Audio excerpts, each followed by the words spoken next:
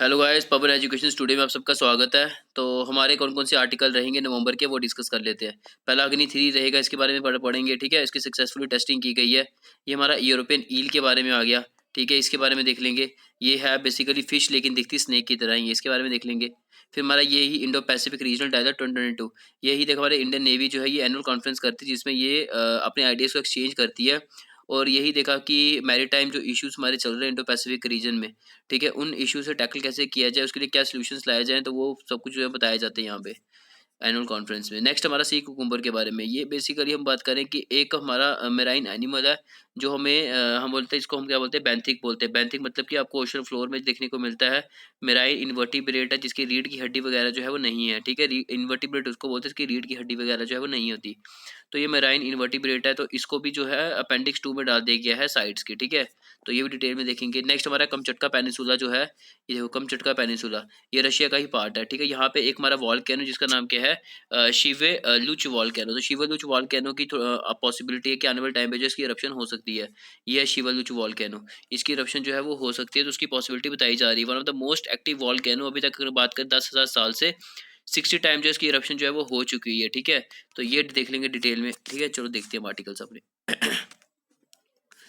ये देखो, पहला आर्टिकल सी कुकुम्बर्स के बारे में हमारा। ठीक है, तो इसमें क्या बताया गया है, यही बोला गया है कि जो हमारी साइट्स है, ठीक है, साइट्स की जो हमारी कॉन्फ्रेंस ऑफ पार्टी 19 हुई है, कॉप 19 हुई हमारी साइट्स की, जिसमें ये बोला गया है कि सी कुकुम्बर को अपेंडिक्स 2 में डाल दिया गया है।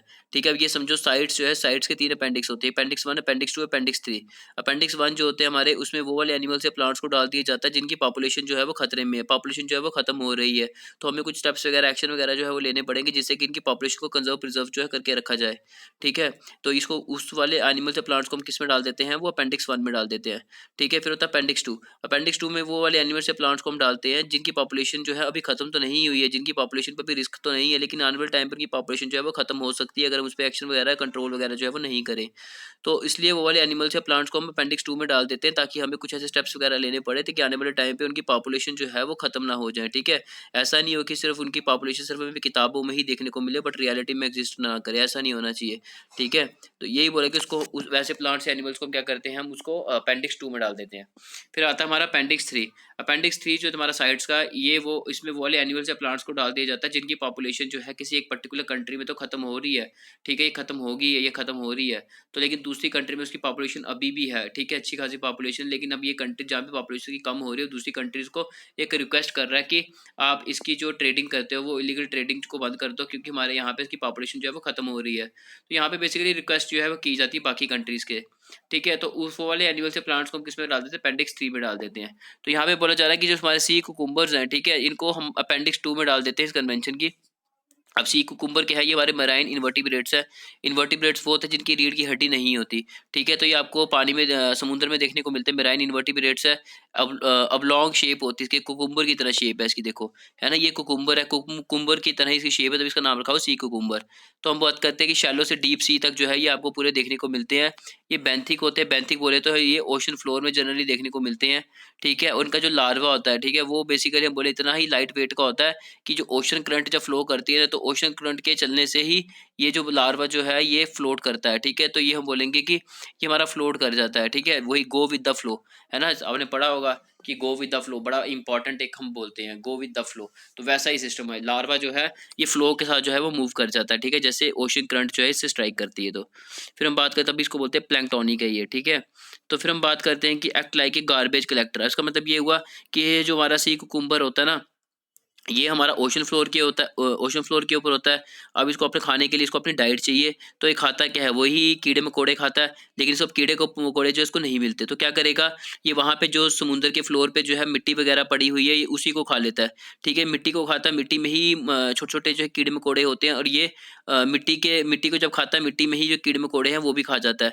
तो इससे क्या है कि कीड़े मकोड़े से इसको जो है अपना जो भी इसको डाइट जो उसको मतलब कि प्रॉपर इसको जो मिलना चाहिए, ठीक है, वो तो सब कुछ इसको मिल जाता है, ठीक है, तो हेल्दी हो जाता है, ठीक है, इसको अपना जो फूड प्रॉपर मिल जाता है। लेकिन जो उसने मिट्टी वगैरह खाई, वो मिट्टी से तो कोई भी इसको बेनिफिट नहीं है, तो वो मिट्टी क्या होती है, वो कन्वर्ट हो जाती है इनटू द कैल्शियम कार्बोनेट में, ठीक है। कैल्शियम कार्बोनेट में जब वो खाता है तो वो कैल्शियम कार्बोनेट में मिट्टी कन्वर्ट हो जाती है, और जो कीड़े मकोड़े उसने खाए थे उस मिट्टी के अंदर, उससे तो उसको अपनी डाइट प्रॉपर मिल गई, उसकी बॉडी जो है वो हेल्दी होती है, ठीक है, उसको प्रॉपर जो न्यूट्रिएंट्स वगैरह जो उससे मिल जाता है। लेकिन जो उसने मिट्टी वगैरह खाई, मिट्टी जो है वो फिर क्या होती है, कैल्शियम कार्बोनेट में कन्वर्ट हो जाती है जब वो खाता है, तो वो कैल्शियम कार्बोनेट कन्वर्ट होकर वो रिलीज होकर वो फिर आगे समुद्र में देखने को मिलती है वो कैल्शियम कार्बोनेट। तो अब ये बोलते हैं ये गार्बेज कलेक्टर है, जितना भी यहाँ पे गार्बेज था समुद्र के फ्लोर पे, इसने सारा उसको खा लिया, मिट्टी को खा लिया, ठीक है, और उसको जो है एक कैल्शियम कार्बोनेट में कन्वर्ट कर दिया, ठीक है। फिर हम बात करते हैं कि तमिलनाडु में अच्छी खासे इसके केसेस देखने को मिल रहे थे कि इसको जो है इसकी इलीगल ट्रेडिंग वगैरह, तभी वहाँ पे हाईएस्ट रिपोर्टेड की गई कि यहाँ पे अच्छी खासी इसकी इलीगल ट्रेड वगैरह जो है वो किया जाता है, ठीक है। फिर हम बात करते हैं कि 2020 में लक्षद्वीप ने क्या किया था, इसको world first convention area for sea cucumber, तो लक्षद्वीप ने जो है यही देखा हमने कि एक पर्टिकुलर एरिया जो है वो मतलब कि हम बोलेंगे कि वो सी कुकुम्बर के लिए जो है वो रख दिया था, ठीक है। तो ये बेसिकली कुछ आर्टिकल हमारा। नेक्स्ट आर्टिकल देखो क्या है। नेक्स्ट आर्टिकल हमारा शिवलुच वॉल्केनो के बारे में। तो ये बोला कि कमचटका पेनिनसुला जो हमारा रशिया का ही पार्ट है। देखो पहले समझो पेनिनसुला होता क्या है। पेनिनसुला हम उस पार्ट को बोलते हैं जिसके तीनों साइड से जो है पानी ही पानी होता है, ठीक है।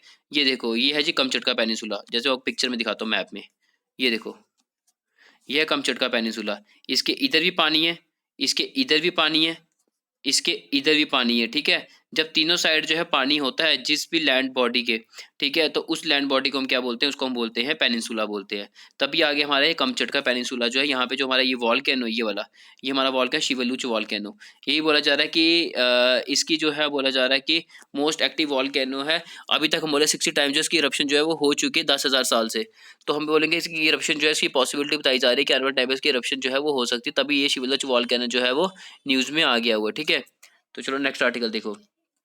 नेक्स्ट आर्टिकल अग्नि 3 के बारे में है।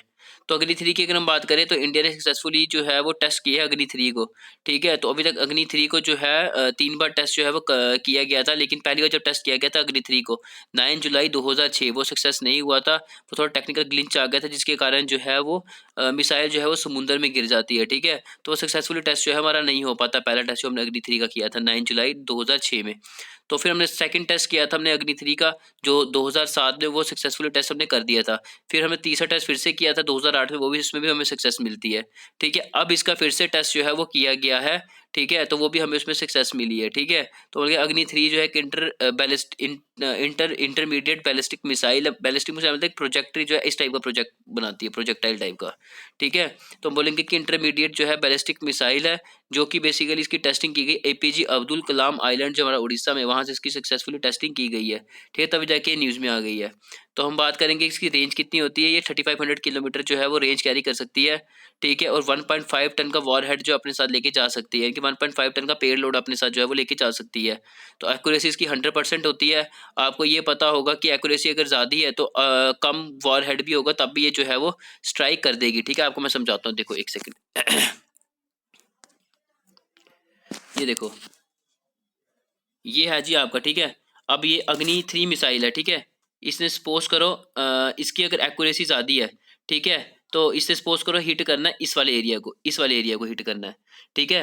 अगर इसने इस वाले एरिया को हिट करना है तो इसमें कम भी अगर बारूद लगाया जाएगा, ठीक है, तो कम भी बार अगर इसकी 100% एक्यूरेसी है, तो अगर यहाँ पे भी हिट करती, यहाँ पे भी अगर हिट करती है, एक सेकेंड, ये यहाँ पे भी अगर हिट करती है, ये इधर यहाँ भी अगर हिट करती है, तो हम बोलेंगे तब भी जो है ये डिस्ट्रॉय कर देगी ये वाले पूरे एरिया को, ठीक है।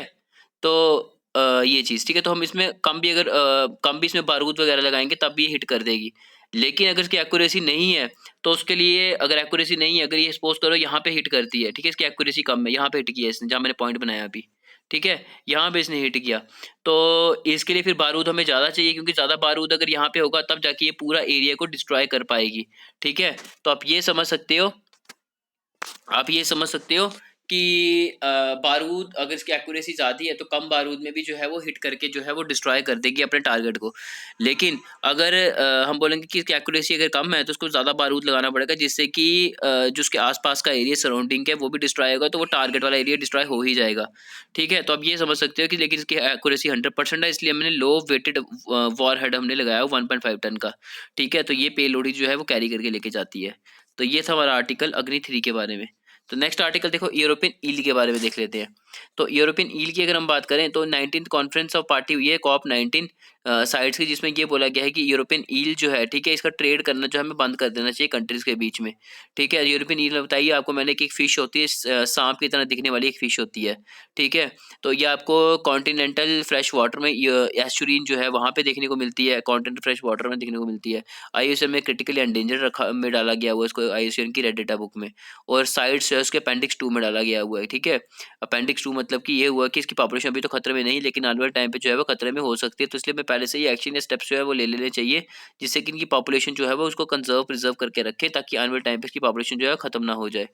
ठीक है, नेक्स्ट आर्टिकल हमारा देख लेते हैं इंडो पैसिफिक रीजनल डायलॉग के बारे में। अब यही देखा कि हमारा इंडो पैसिफिक रीजनल डायलॉग हमारा हुआ है 23 से 25 नवंबर 2022 में। ठीक है, तो इसमें यही देखा एक अपेक्स लेवल एक बोलेंगे कि हम इंटरनेशनल एनुअल कॉन्फ्रेंस हमारा ये हर साल जो है इसका कॉन्फ्रेंस किया जाता है। इसमें इंडियन नेवी जो है वो क्या करती है, अपने आइडियाज़ को एक्सचेंज करती है, और मैरीटाइम जो हमारे इश्यूज़ हैं इंडो पैसिफिक रीजन में, यहाँ पे जो भी इश्यूज चल रहे हैं उनको कैसे सॉल्व किया जाए, उनको कैसे टैकल किया जाए, उसके बारे में जो है वो सोल्यूशन या आइडियाज़ जो है वो दिए जाते हैं। ठीक है, तो ये हर साल जो है एनुअल कॉन्फ्रेंस जो है वो कंडक्ट करवाई जाती है। इस बार 23 नवंबर से 25 नवंबर 2022 तक जो है वो कंडक्ट करवाई जा रही है। ठीक है, तो ये आर्टिकल थे हमारे आज के लिए। ठीक है, तो ये हो गया हमारा ये वाला नवंबर का ये वाला लेक्चर कंप्लीट। अगर अच्छा लगा है तो लाइक कर दो, शेयर कर दो और सब्सक्राइब कर दो। ठीक है, चलो फिर ठीक है, थैंक यू।